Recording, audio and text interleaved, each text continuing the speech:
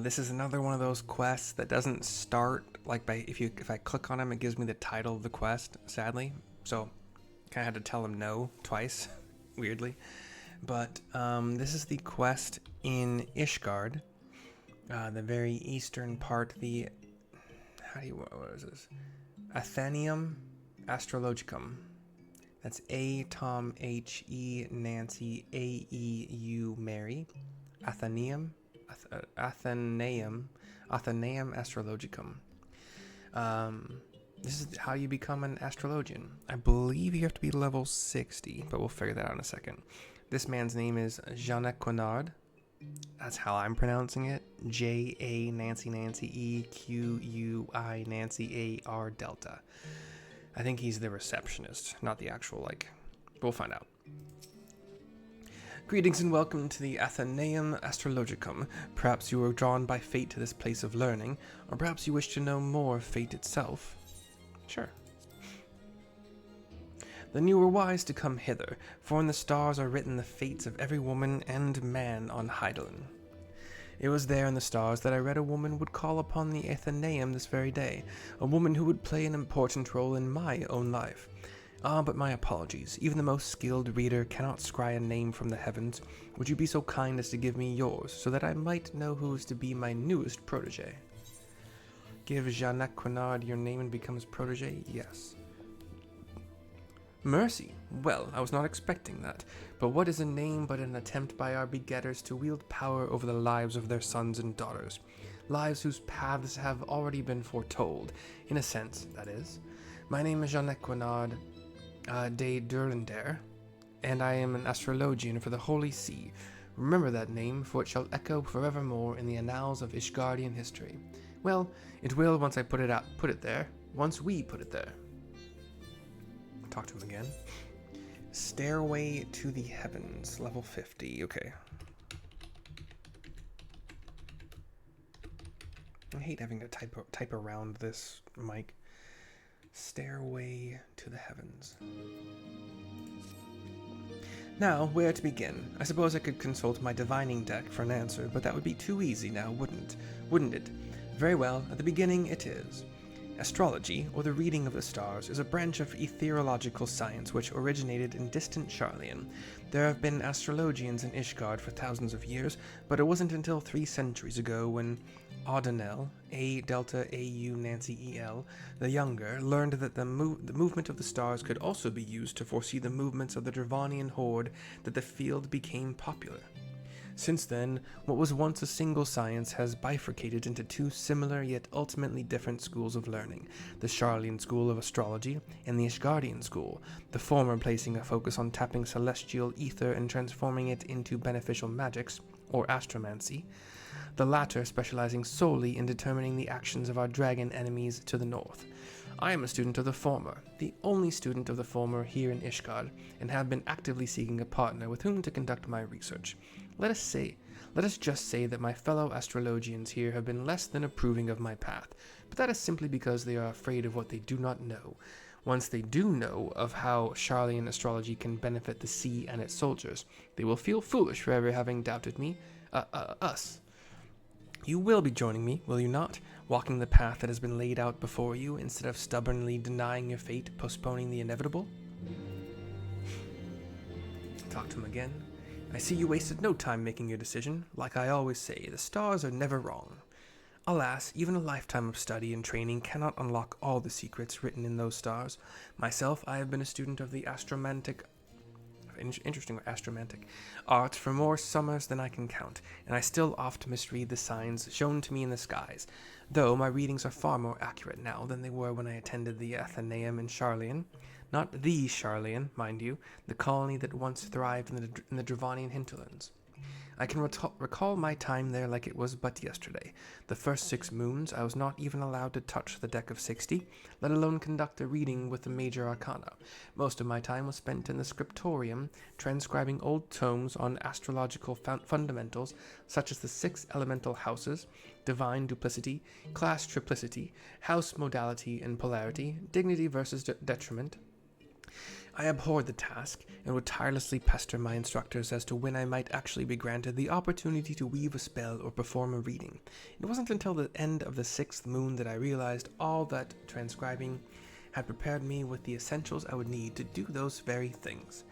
The positions of the celestial bodies within the 6 elemental houses, and the relation to the major and minor arcana of the deck of 60, therein lie the secrets to tapping the ethereal power locked in the heavens. And soon you too will become privy to these secrets. But not this day. No, no, I would not have you transcribe musty old tomes like I was once forced to do. No, the task I have for you is much more interesting. You see, I am expecting the arrival of a very important guest. My old mentor from the studium has agreed to make the journey from the old world to Ishgard and speak with the Holy See regarding the implementation of Charlian astrological techniques in city-state defense. Lots of words, damn. Alas, the professor and his party are now fully 7 days late in arriving, and I have begun to worry for their safety. I should be much obliged, therefore, if you would inquire of the other astrologians here at the Athenaeum, if they have heard aught. Here is Hurite, Heurrie Tom E. Why would Lord Janequinard think I had information on the whereabouts of a handful of unbelievers from across the blood-brine sea? I am an astrologian, not a fortune teller. I cannot simply look to the stars and scry the location of the Viscount's guests, unless his guests are dragons, that is. I suppose if anyone knew aught, it would be the observatorium. We here at the Athenaeum are but students dedicated to research. Those with any influence on our field are assigned to the astroscope. This man named Mugweniel, Mary U-G-U-E, Nancy I-E-L. Let me guess, the good Lord Janequinard said he saw you in a vision and that the stars told him that you were to study Charlian astrology with him. Am I close? You must be the 100th of his little pets to pester me this week alone. I harbor no ill will toward ignorant unbelievers unlucky enough to find themselves caught up in talk of stars and fortunes, but you may tell that sorry excuse for an astrologian, for the umpteenth time, that I have heard naught concerning his imaginary friends from faraway Charlian. Just do not tell the Viscount I called him a sorry excuse for an astrologian, all right? In parentheses. And then outside of this building, Fleury. Frank L-E-U-R-A-I-E. Fleury. Janequinard is still waiting for word on his missing Charlians instead of actually making an effort to find them, is he? Of course he is. Is it any wonder that in the nearly 15 years since his return from Charlian, his skill in astromancy has remained unchanged? Any wonder that he has never yet managed to convince a single peer of the value of the Charlian school? He's a privileged little sprat who spends more time gazing at the stars in young maidens' eyes than actually trying to read the ones above his head. All right, you tell the poor man I just returned from the observatorium, and one night at the communal feasting hall happened to overhear Chief Astrologian Forlemort is how it's spelled, speaking with one of his aides regarding Charlian. He was visibly upset, and I wasn't about to risk my career over something I care little about, so I merely put my head down and ate my beet soup. But that is all I know, and you did not hear it from me. Back inside. Holy crap. Janequinard. Master Forlemort, and I thought this day could not get any worse. Oh no. I'm not suggesting that meeting you in any way has been unfortunate. It is just, it may not be in our best interests to be seen together as of yet. There are certain people in the sea who do not approve of my studies. Couple that with the fact that you are an outsider and an unbeliever, and, well, people may come to the wrong conclusions. We must act with caution until we can prove that our intentions are just and for the good of all Ishgard. So, I must ask you to travel to the observatorium alone and meet me there. That has its... No, it doesn't, but I'm just gonna teleport out. And then fly south. Corthus, Central Highlands. Camp Dragonhead. Dragonhead is the closest teleport, and we'll fly south. I just did the Dancer quest to unlock Dancer, thinking that it started at level 30, I don't know why. and found out it starts at 60. The quest is 60, starts at 60. This quest is 50, starts at 30. But as far as we'll see, I'm pretty sure it starts at 30. Who knows if I got that wrong too? Apparently my Google search or memory of my Google searches kind of sucks. I don't know.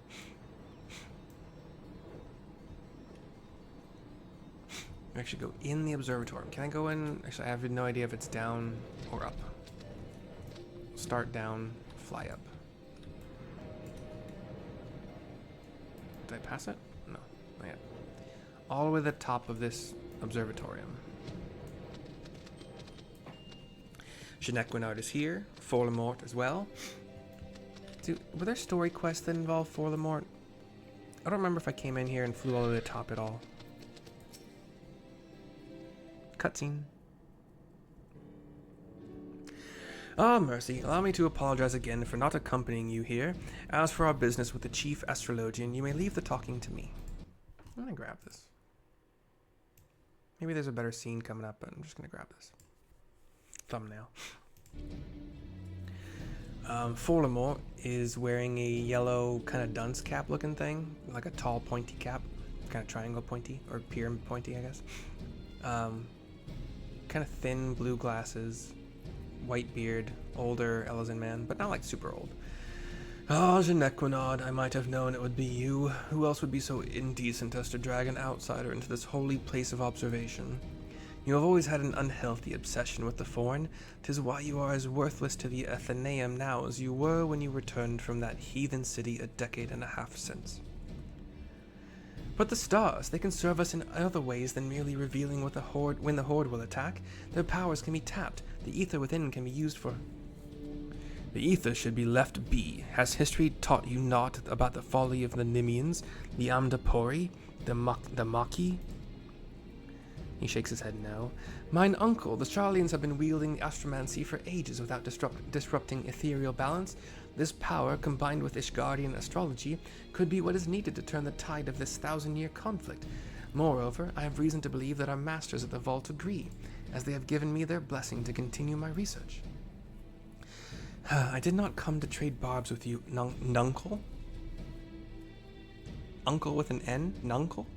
Let us save that for another time. I'm here because it has come to my attention that you may have information as to the whereabouts of Professor Mace and his party from Charlian. For someone who says he is not here to trade barbs, you have been quite generous in your dealing of them today. If it means you will leave and allow me to return to my work, then I'd be more than happy to let you know what information found its way to my desk just yesterday morn. Serpent Reaver sightings and foul weather prevented the professor's ship from entering the Strait of Merlthor, where they would have made their way up the Maiden and into Corthus. After detouring around the south of Vilbrand, they finally disembarked at Vesper Bay, where they took the land route along the Royal Allegan Sunway to the Black Shroud. It is there, it seems, they lost their way. A lost Astrologian. Ha! It is as my morning reading predicted. Dalamud was in detriment in the House of the Spire, while ascending over the ecliptic. While ascending over the ecliptic. Mercy, you must journey to the Black Shroud and assist Professor Mace. Allow me to introduce you to Quimperane. He's my personal manservant and shall accompany you. Q-U-I Mary Paul E-R-A-I-N Nancy. Quimperane. Elzin, sword and board, gives a bow.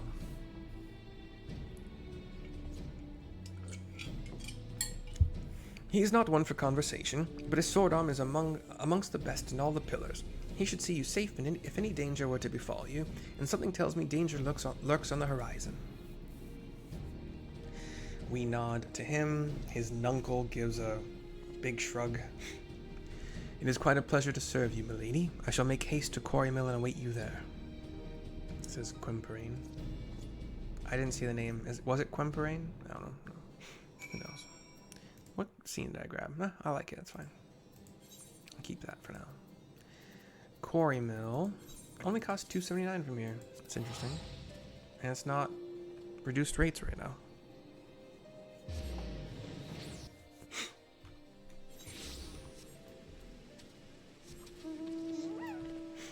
Here's Quimperane again to continue. Milady, I have questioned the residents of this hamlet and learned that a party of queerly dressed outsiders passed through not a bell ago. It should not prove overly difficult to find them now, but before we begin, might I ask a moment of your time? I would not dare utter aught ill of my master, but his recent fixation with finding a protégé. I believe it ill-considered. His passion, however pure, has left him with more than one enemy within the astrological community. Lord Forlamort has seen to this. I fear not only for how his name might be sullied, but for his life. I beg of you, pray do not drag him any further down into this quagmire. Let him quietly dabble in his dream, but let it remain at that, a dream. No good will come of encouraging him. It will only hurt the Viscount and his family. You must remember that while I serve Lord Janequinard, it is his uncle, the Count, who employs me. Now, as for the task at hand, I suggest we find the wayward travelers and hurry back to our respective hearths. I shall lead. Might I ask you to take the rear and see that none might take us unawares? Sure. And go south. Am I going to be in a fight? And if so, I'm gonna jump on like Dragoon.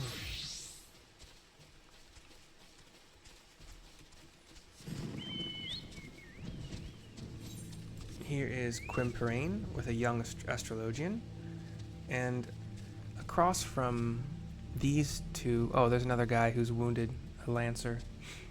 The young Astrologian might be helping him, I'm not sure. But across, there's another lancer, archer, caster, I don't know, maybe, a book wheeler, so like an arcanist, and then a black mage, maybe, one hand, one knee down. We'll see what happened here, but Quimperane to finish this quest with a cutscene.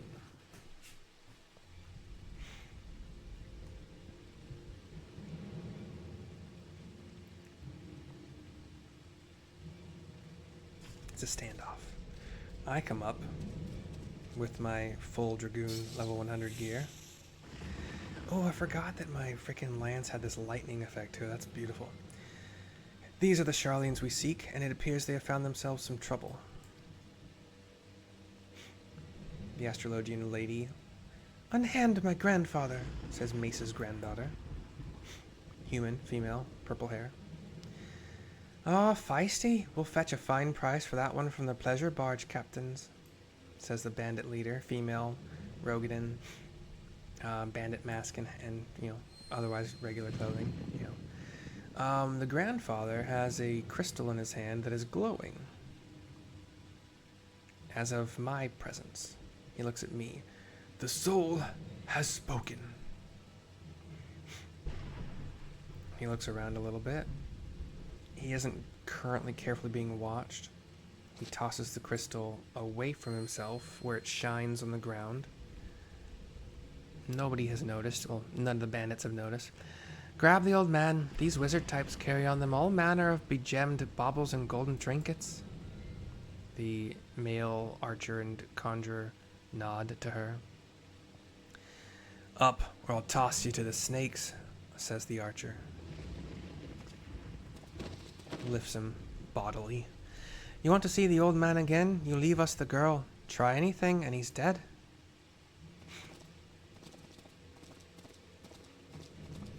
He is taken away by the three other thugs. Wait, says Mace's granddaughter. I grit my teeth. I'm angry. Let me take them all. She grits her teeth, letting them go. Her eyes are purple. Her irises. She walks toward the gem that's on the ground. Grandfather's soul crystal. Why would he leave it here, surrendering any power he might have had to free himself from those bandits? She picks it up. Unless you were the one he saw in his reading before we left the old world. But that was more than a moon ago. My grandfather scried from the cards that he would serve as the bridge for countless souls to be passed to another. Countless souls to be passed to another. Might you be that other? Quimperane kind of balks at this. These men of the forests are careless. Tracking them will be no difficult feat. I shall follow and strike before they have time to regroup in numbers. She holds a hand out to him and shakes her head no. He's stifled for a minute. The stars have spoken and laid their path not before you, but before the adventurer here.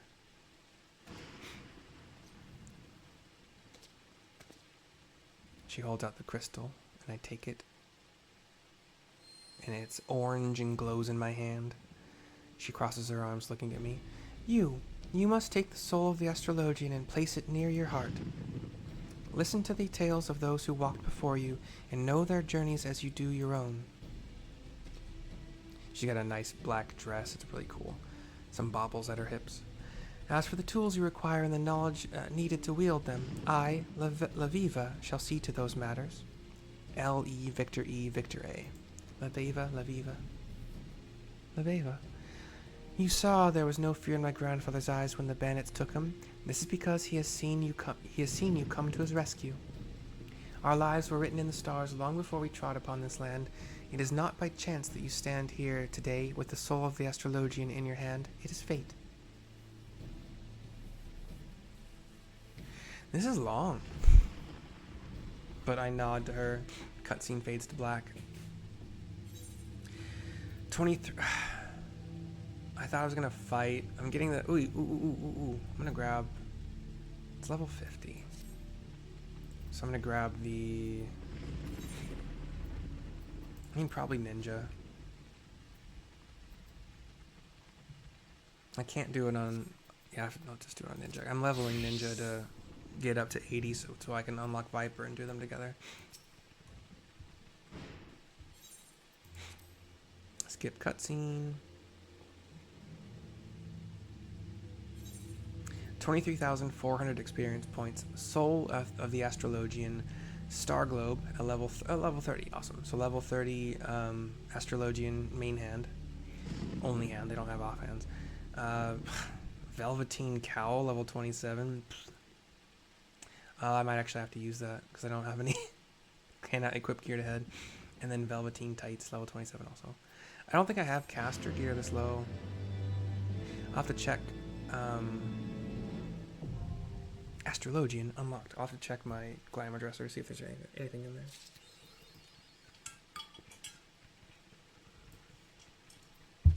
And that's going to be it for now. Myself, Pegasus, can you come over here? Thank you. Myself, Quimperane, Laveva, whatever, and the armed escort. We all thank you for watching, and Pegasus, he's trying to get in there. Hope you've enjoyed. Definitely last video of the night. It's too late for me now. I have to do some daily stuff. But I will see you next time. You know what? Actually, let's do that really quick. Do I have anything else I can put on? Something. Sure. Let's see. Save this.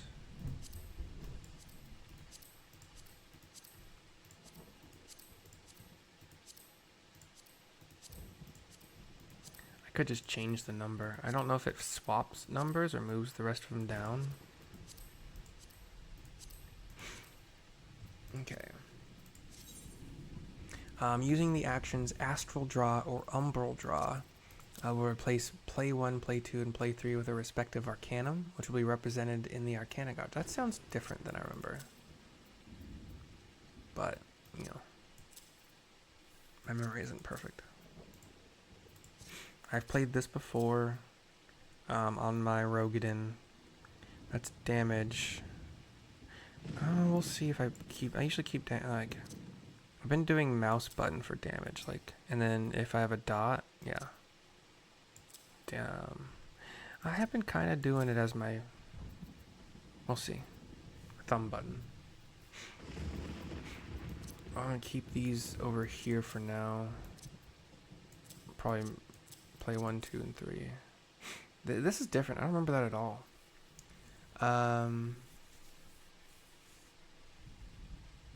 It's a long cooldown, big single target heal. 400 potency. Up to 900 as the target's HP decreases. Maximum value when they're 30% or less. Okay, so you kind of save it. 900 potency is pretty cool. Light speed reduces cast times for spells by 2.5 seconds for 15 seconds. Only 2 charges.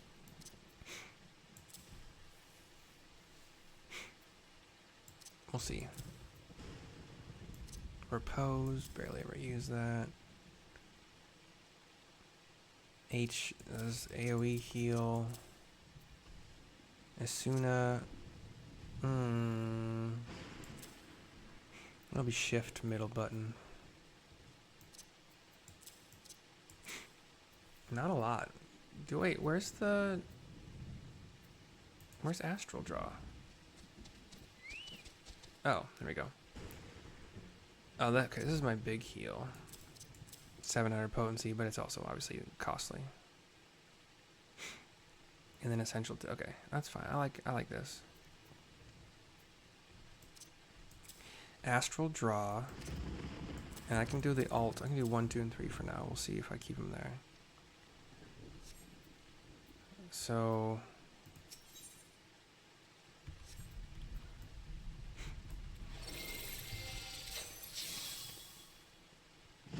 Oh, increases damage. They've changed it. Okay. Increases damage dealt by a party member or self by 6% if target is melee, DPS, or tank. Okay, yeah. I read that wrong for a second. Increases HP recovery via. That's new. I never used to have that. Increases HP recovery via healing actions for a party member or self by 10% for 15 seconds. They're all 15-second buffs. So every minute? Okay. So restores 20% of maximum MP. We get the spear. The spire. Wait. I thought it said spear. Oh. Play 1 changes to the spear, but it didn't. We have the spire, the bowl, the ewer. Umbral draw changes to astral draw. But that's not... Whatever. Okay, whatever. So, and then creates a barrier around self or target party member that absorbs damage equivalent to a heal of 400. So if I use 1... Okay. Interesting. So use this every minute to get your mana back. Like Scholar, I think I will be using this just to have... Like, I'll obviously most likely put this on the tank. The berry on the tank. And then obviously most likely put this... like, these are all tanks. But the next round might not be. Okay, so this next round, we got Spear. Increases damage dealt by a party member if they're DPS or healer. Okay, or ranged, sorry, if they're ranged. Reduces damage taken by a party member herself, so that's also, again, a tank. So 2 and 3 are going to be healing, or tank focused. And then 1 is either a melee DPS or the tank, or ranged DPS or myself. Cool. Interesting. So you kind of got to pay attention to which set you get. And it might be like you'll get the spear with the bowl and the ewer. You might get the spear with different tank. But these are always going to be good. You just kind of got to figure out which one you want.